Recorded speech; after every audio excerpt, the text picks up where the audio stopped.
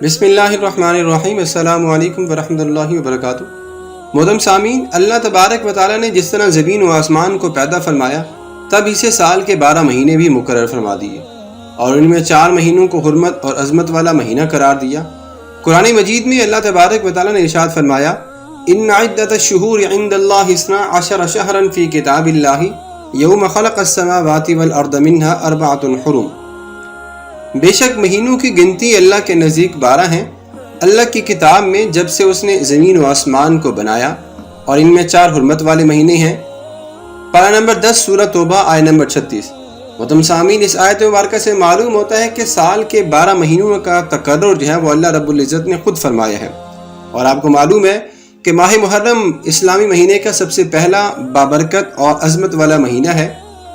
چاروں مہینوں کو اللہ تبارک و تعالیٰ نے بڑی ہی عظمت اور بزرگی عطا فرمائی، اور یہ وہ مقدس عظمت حرمت والے مہینے محرم، رجب، ذوالقعدہ اور ذی الحج ہیں۔